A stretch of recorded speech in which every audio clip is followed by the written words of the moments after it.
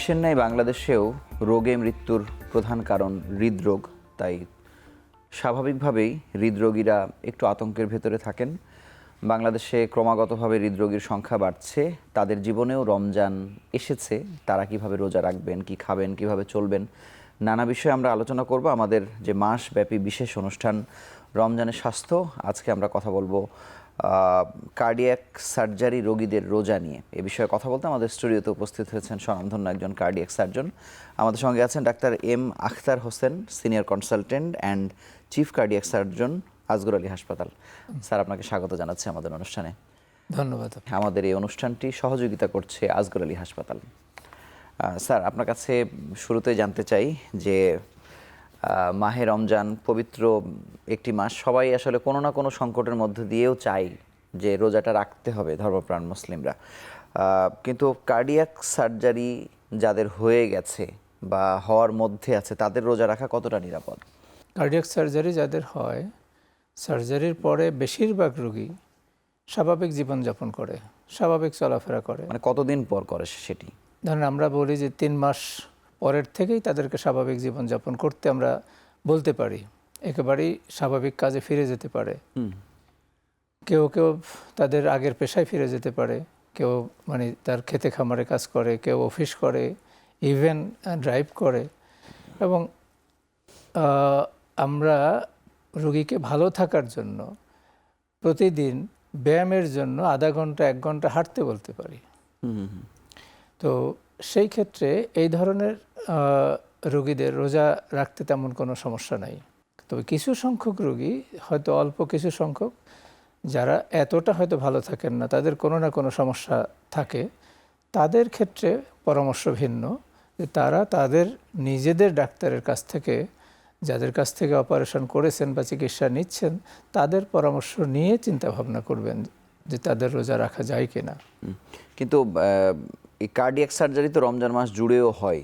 যাদের সার্জারি করা হবে বা ঝুঁকিপূর্ণ অবস্থায় আছে বলে তো তারা সার্জারির দিকে যাচ্ছে, তাদের বিষয়ে আপনাদের বক্তব্য কি? রিসেন্টলি যাদের সার্জারি হয়েছে তাদের ক্ষেত্রে পরামর্শ হলো বেশিরভাগ রোগী অপারেশনের 6 সপ্তাহ পর থেকে রোজা শুরু করতে পারেন। আর প্রত্যেক রোগী আলাদা, প্রত্যেক রোগী আলাদা, এবং তাদের কারো কারো হয়তো রিকভারি টাইম আরেকটু বেশি লাগে। যাদের একটু সমস্যা থাকে, যে হয়তো শ্বাসকষ্ট আছে, বুকে ব্যথা আছে, এইরকম রোগীরা তখন হয়তো তাদের ক্ষেত্রে আরেকটু বেশি সময় লেগে যায়। তারা বা যারা আপনি বলছেন যে যারা রোজার জন্য অপেক্ষা, মানে অপারেশনের জন্য অপেক্ষা করছেন, তারা তাদের স্বাস্থ্যগত দিক বিবেচনা করে ডাক্তারের পরামর্শ নিয়েই সেটা রোজা রাখবেন। আর এই সময় কি সার্জারি তুলনামূলকভাবে একটু কমে যায়? মানুষকে একটু রমজান মাসটা এড়াতে চায় কিনা? আর ঠিক সব সময় এরকম না। যাদের প্রয়োজন হয় তারা অনেক সময় সেটা করে ফেলেন, বা অনেকে মনে করেন যে এই সময়টা একটা ভালো সময়, যে সময় করলে তারা হয়তো বা উপকার বেশি পাবেন বা সহজ হবে অপারেশন। মানে এটা কি একটা মানসিকভাবে মনে করেন? মানসিক মনে করা আর কি। আচ্ছা, সার্জারি হয়েছে বা হবে এই রোগীদের মধ্যে অন্যান্য যে কাজকর্ম, তারাবি পড়া বা রমজানের এই যে ভোর রাতে ওঠা বা সেহরি করা, ওই কাজগুলোতে আসলে কোনো বাধা নিষেধ আছে কিনা? যাদের অপারেশনের পরে 3 মাস হয়ে গেছে তারা একেবারেই স্বাভাবিক কাজ করতে পারবে, স্বাভাবিক কাজ করবেন। তারা একেবারেই একজন আর 5 জন স্বাভাবিক মানুষ যেভাবে চলেন ওনারাও সেভাবে চলতে পারবেন। তারাবি পড়তেও তাদের কোনো বাধা নেই, এবং তাদের শারীরিক সক্ষমতা তারা বুঝবেন। কিন্তু মানে চিকিৎসকের দিক থেকে বাধা নিষেধ নেই। স্যার, ব্যায়ামের কথা তো আমরা এমনি বলি যে হৃদরোগ প্রশমনের ক্ষেত্রে আসলে ব্যায়ামের ভূমিকা আছে। যাদের সার্জারি প্রয়োজন বা সার্জারি হয়ে গেছে তাদেরও কি আসলে ব্যায়াম করতে হয়, বা করলে রমজান মাসের নিয়ম কানুনটা কি হবে? যাদের সার্জারি হয়েছে 30 মিনিট থেকে 1 ঘন্টা, যে তাদেরকে আমরা হাঁটতে বলি, এই হাঁটা ব্যায়ামটাই এই সময় মানে বেশি সহজ। রমজান মাসটা মানে দিনের বেলা আসলে রোজা রেখে এটা খুব ভালো সময় না ব্যায়ামের জন্য। তার কারণ হলো যে একটা দীর্ঘ সময় তারা না খেয়ে থাকেন। এই সময় ব্যায়াম করতে গেলে তার শরীর থেকে ঘাম বেরোতে পারে, বের হওয়ারই কথা, লবণ বের হয়ে যেতে পারে, সেই ক্ষেত্রে তার পানি শূন্যতা দেখা দিতে পারে, লবণের ঘাটতি দেখা দিতে পারে এবং তার থেকে নানা জটিলতা দেখা দিতে পারে। তবে হালকা হাঁটাহাঁটি করতে পারেন, তাদের ব্যায়াম করার সময় হবে ইফতারের পরে। কিন্তু স্যার এই যে বিশেষ করে রোজাদাররা তো রমজান মাসে তুলনামূলকভাবে যারা অন্য মাসে নামাজ পড়েন না তারা বেশি নামাজ পড়েন এই সময়ে, বা নফল ইবাদত করেন, বা তারা তারাবি পড়েন, এটিও কি আসলে এই দরকারি ব্যায়ামের একটা রিপ্লেসমেন্ট হতে পারে কিনা বা ভূমিকা পালন করতে পারে কিনা? কিছু তো হয়, কিছু তো হয়। কিছু তো হয়। স্যার আপনাকে অসংখ্য ধন্যবাদ। আমরা ছোট্ট একটি বিরতি নিয়ে আবার আলোচনায় ফিরছি।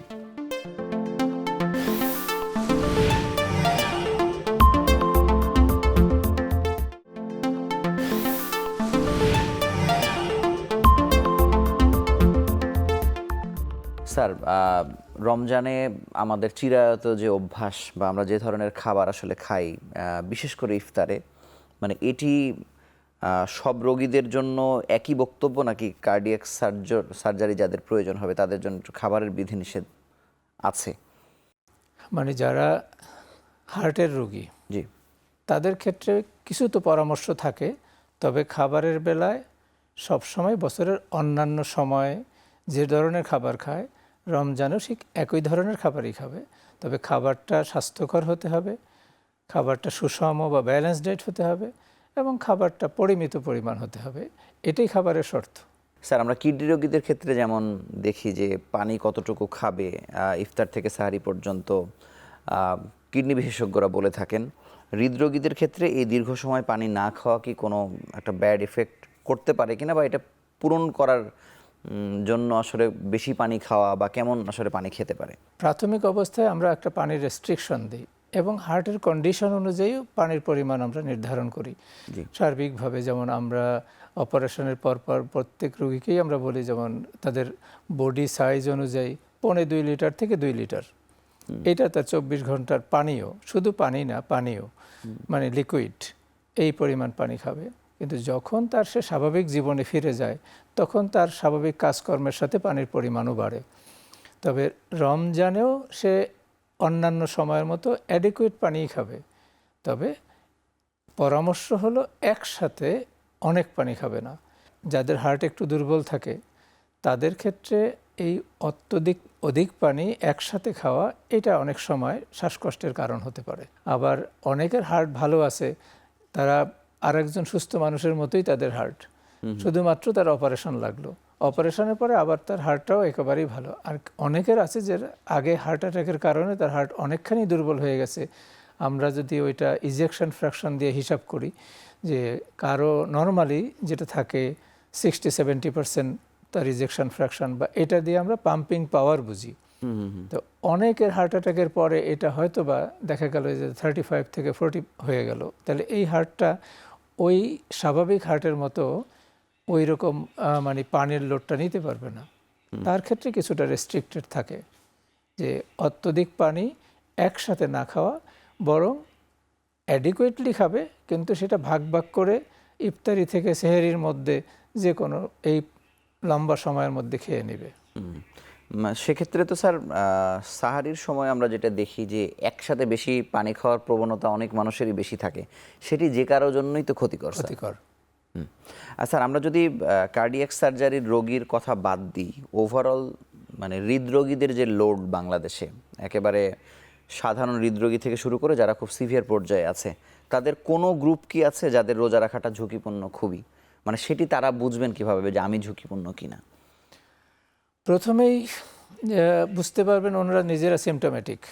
আচ্ছা, না, যারা সিমটোমেটিক তারা বুঝতে পারবেন যে ওনার শ্বাসকষ্ট হয়, উনি চলাফেরা করতে পারেন না, হাঁপিয়ে যান, একটু হাঁটলে ওনার বুক চেপে আসে। তো ওনারা নিজেরাই বুঝবেন সমস্যা দিয়ে। এই সমস্যা নিয়ে যখন ডাক্তারের কাছে যাবেন, ডাক্তার ওনার পরীক্ষা নিরীক্ষা করে দেখবেন যে ওনার অবস্থা কেমন, তখন তো উনি ওনার ওই রোগের জন্যই চিকিৎসা নেবেন।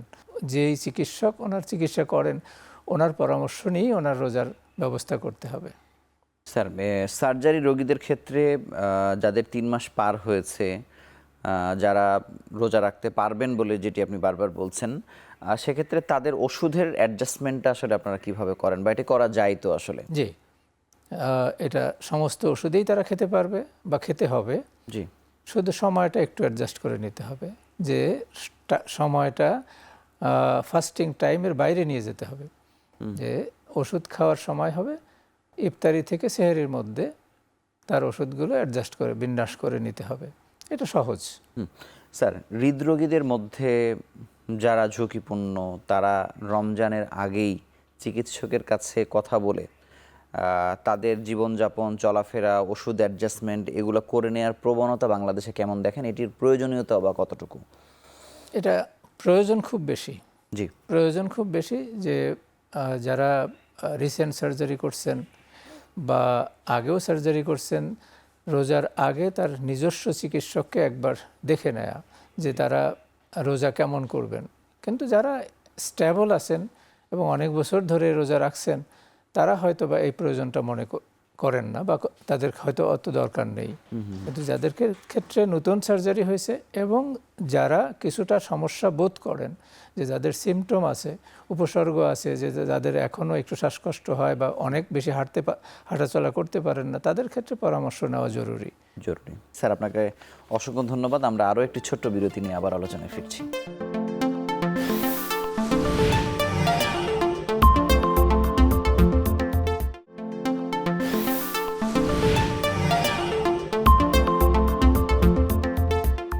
ডাক্তার এম আখতার হোসেন, আপনার কাছে আরও জানবো যে আপনার সঙ্গে অনুষ্ঠানের আগেই কথা হচ্ছিল যে কার্ডিয়াক সার্জারি যেমন ঢাকা মেডিকেল কলেজ হাসপাতালে অনেক পরে আসলে এসেছে এবং আমরা বিগত এক যুগে দেখছি এটার প্রসার অনেক বেশি ঘটেছে।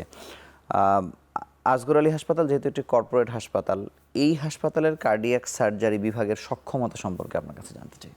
আসগর আলী হাসপাতাল শুরু হয় 2016 সাল থেকে। আমরা 2016 সালের শেষ দিক থেকেই কার্ডিয়াক সার্জারি শুরু করি এবং মোটামুটি আমরা অ্যাডাল্ট কার্ডিয়াক সার্জারি করি, সব ধরনের সার্জারি করি। আচ্ছা। সেই ক্ষেত্রে যেমন হার্টের যেগুলো কমন অপারেশন, বাইপাস অপারেশন, হার্টের ভালভ রিপ্লেসমেন্ট, রিপেয়ার অপারেশন, হার্টের টিউমার অপারেশন, এই ধরনের সবগুলো, এবং কিছু কিছু যাদের একটু বয়স একেবারে বাচ্চা না, বাচ্চা থেকে একটু বড় 3-4 বছর বয়স, এই ধরনের বাচ্চাদের যেসব জন্মগত রোগের ত্রুটি আছে, কনজেনিটাল হার্ট ডিজিজ, তারও অনেক অপারেশন আমরা করি, এক্সেপ্ট কমপ্লেক্স কনজেনিটাল, যেগুলো মানে পেডিয়াট্রিক সার্জনরা করেন। এখন যে নামগুলো বেশি শোনা যায় যে beating heart bypass surgery, minimally invasive bypass surgery, এগুলো আপনাদের এখানে হচ্ছে কিনা? জি, আমরা শুরু থেকেই বিটিং হার্ট বাইপাস সার্জারি করি এবং আসলে আমাদের টেকনিকটাই হলো যে আমরা বিটিং হার্ট বাইপাস পদ্ধতিতে আমরা বাইপাস অপারেশন করি। আর সিলেক্টিভলি আমরা কখনো যেগুলো রোগী ডিমান্ডিং, মানে ওই রোগী, এগুলো কিছু সিলেকশন এবং এক্সক্লুশন ক্রাইটেরিয়া আছে, যার ভিত্তিতে আমরা নির্ধারণ করি কাকে মিনিমালি ইনভেসিভ বাইপাস করা যায়, তাও আমরা করি। আসগর আলী হাসপাতাল এখন কোন জায়গায় এসছে, মানে সেরকম একটি আস্থার জায়গা মানুষের কাছে তৈরি হয়েছে কিনা? যেহেতু আমাদের হাসপাতালটা অন্যান্য হাসপাতালের অনেক পরে এসেছে, সেই ক্ষেত্রে হয়তো সকলের কাছে পরিচিতি হয়নি, কিন্তু কাজের দিক থেকে আমরা আলহামদুলিল্লাহ সব ধরনের কাজই করি এবং ওই হাসপাতালে যে ধরনের কাজ হয় আমাদের হাসপাতালেও ঠিক একরকম কাজ হচ্ছে, সাফল্যের সাথে সেই ধরনের কাজগুলো হচ্ছে। কর্পোরেট হবার কারণে তাদের থেকে খরচের দিক থেকে আপনারা অনেক ওপরে কিনা, বা মানুষের একটি ভীতিও আছে যে কর্পোরেট হাসপাতালে যাওয়া যাবে না, অনেক টাকা খরচ হয়। এই কথাটা যেমন সকলের কাছেই ওই রকমই ধারণা, তবে বিশেষ করে হার্টের অপারেশনের ক্ষেত্রে কার্ডিয়াক সার্জারি ডিপার্টমেন্টে এটা একটা প্যাকেজের মাধ্যমে অপারেশন হয়। এই প্যাকেজগুলো অন্যান্য হাসপাতালের থেকে আমাদের বেশি না। আপনাদের আর ভবিষ্যতে কি চালু করবার ইচ্ছা, যেটি এখনো করেননি, নাকি আসলে সবকিছু চালু হয়ে আছে হৃদরোগ সার্জারির ক্ষেত্রে?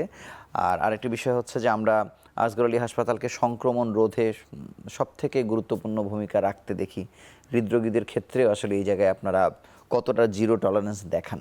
সব ধরনের হার্টের অপারেশনই হয়, হার্ট ট্রান্সপ্লান্ট ছাড়া। কাজে নতুন কিছু শুরু করতে হলে যেগুলো করতে হবে সেগুলো হলো যেমন কিছু সাপোর্টিভ সিস্টেম, যেমন একমো, এলভ্যাট বা এই ধরনের মানে সাপোর্টিভ যেগুলো এইগুলো শুরু করা যেতে পারে, সেগুলো মেকানিক্যাল ডিভাইস, মানে যেটা আর্টিফিশিয়াল হার্ট।